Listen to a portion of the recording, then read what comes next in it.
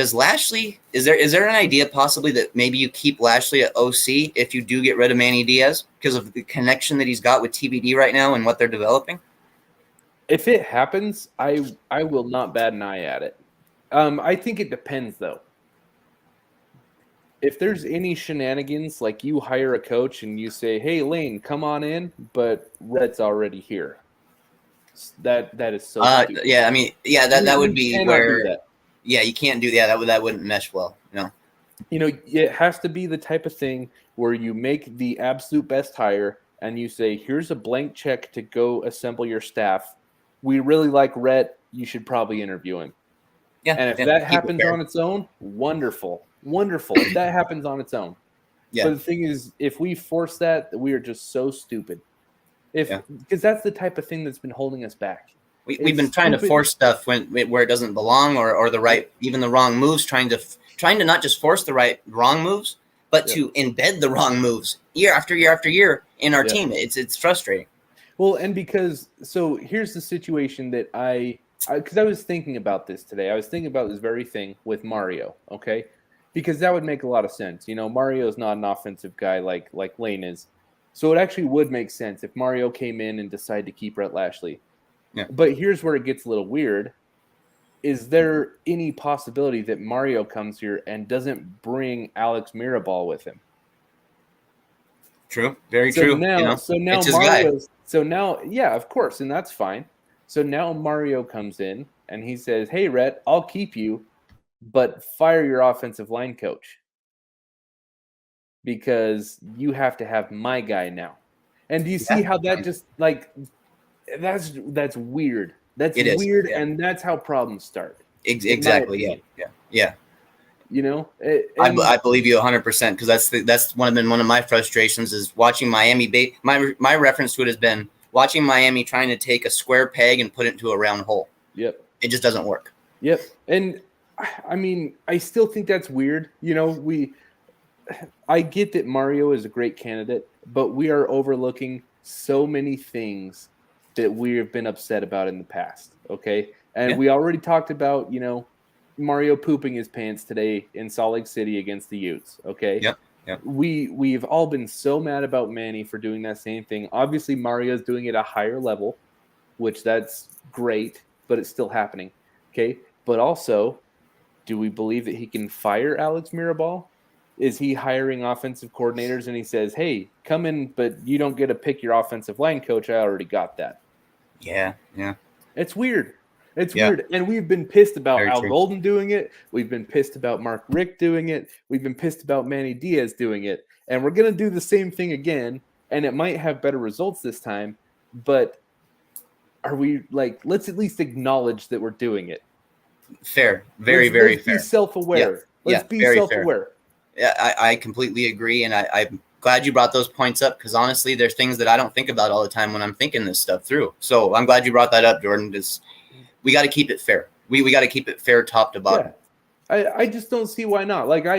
And this, I'm not trying to say no to Mario, but what I'm saying is let's just be honest about it, And it's same with the whole he's a Miami connection, because sometimes. Because I agree with you. I think there's merit to him being a Miami guy. I also think it's important to not try to rekindle the past, but to and it can even be adjacent identity, right? That is very similar. Somewhat related to it. Yeah, and that's fine. It can be but I just think part of our due diligence is really being self-aware. What are the problems? What are the mistakes that we've made? Is hiring Mario, how many mistakes are we repeating if we go through this hiring Mario process? All you can do is you hope the guys learn and they improve. That's the only thing that you can ask for any coach is that the same mistakes aren't repeated over and over again. And not just the same mistakes repeated over and over again, but an actual solid plan as to why you made it stop, where your focus on recruiting went for it, all that kind of stuff. I mean, Mario just seems like a guy that would just be a good fit, bro. I mean, he seems like a good fit for Miami completely because of what we need. We have We have a problem with talent right now on our team. We don't have a super talented team. We have a couple talented players, but we have a problem with overall talent on our team. Cristobal's teams in Oregon, dude, they don't look anything like that, bro. They got 4 and 5 stars as depth, when they're young. Dude. Well, imagine having Noah Sewell, Kayvon Thibodeau, and Justin Flo on the same defense. Oh. Right? Would love it. Brad, bring Flo with him. When he comes, bring Flo with you. He might. Who knows? I mean, if you're Justin Flo, like, you have to think about it. Yeah. Ohio Hurricane, thank you for the $5 donation. Thank Says, you. imagine what Lane would do with this talent. He almost blew the game with bad coaching. Yeah. So, and Ross, I 100% agree with you. I'm not trying to poo-hoo this Mario thing because I think Mario would be a fantastic hire. Yeah. I just want to cut it straight. I think we should talk about Lane's past issues. I think we should talk about the fact that, I personally think Lane's tenure will be extreme in one direction. It will be an extreme failure if it fails. Yeah. Like catastrophic. Yes. But at the same time, I also think he probably gives us the highest ceiling if it works. You think he gives a higher ceiling than Cristobal, huh? That's my gut feeling, man. My gut feeling is if both are like hitting it as best as they can, I see Lane winning rings. I see Mario competing for rings. Here's the thing about best case scenario for both. That's just my gut feeling. That's pure speculation. The one thing that I really, really like about Mario is his attention to the offensive line and his recruiting approach on the offensive line. Yeah.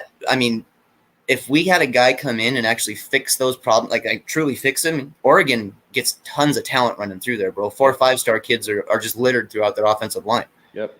If we can get that at Miami, there's things that we can do more just for the simple fact that we're blocking better. It just makes coaches and jobs easier, makes players' jobs easier. Yeah. And, just because I know I want to make sure that, just because something happened in the past doesn't mean that it's going to always happen again. For sure. But regardless, you made the right point by saying we have to talk about it. We have to address it. And the school has to do that due diligence on their part to make sure that those mistakes were completely learned from, that they're in the past and will never happen again. Agreed. Because we've talked about context a lot on this episode, and that's important, right? Because like you said, it's not always A plus B equals C, right? Because, humans aren't robots, right? Humans aren't mathematical equations. So you hit the nail on the head. Just because something hasn't worked in the past doesn't mean it can't ever work. Yeah. But talking about it is the best way to make sure that it doesn't happen. Is you assess that relationship. You assess the connection between Mario and Alex Mirabal, and you're saying, is this the type of thing that has been a burden to the program in the past? Yeah. Is it the same or is it different? I can't tell you. I've never met Mario. Yeah. I learned Alex Mirabal's name like 3 weeks ago. You know what I mean? There's no way I could tell you. Yeah. Yeah. So, that's something that's way over all of our pay grade. Like far be it from me to opine on that, but I think we need to get it out there, right? Yeah. It all needs to be out there. The good, the bad, and the ugly needs to all be on the table. It needs to be on the table and seen clearly. That's the only way we can find true success, in my opinion. Yep. So, if you don't mind me just saying this, so is there any questions in the chat? I know that Ross, you talked about this week, that we wanted to be a little more interactive. Yeah, if you guys got questions, fire them off. Here we go. All right, we got, should Jake Garcia and TBD had open competition in the next should be open competition in the next season?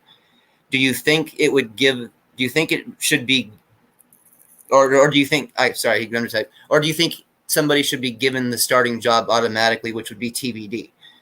There has to be a battle, and it's something I've actually spoken about in the past, that I'm excited about the idea of those two battling it out, because it's only going to make our QB room better. Seriously. Now, the big question, of course, is is Garcia going to stick around if he doesn't get the job, if he doesn't end up winning the starting role next year? That's been a big question, you know? Yeah. Oh, that makes me so sad to even think about.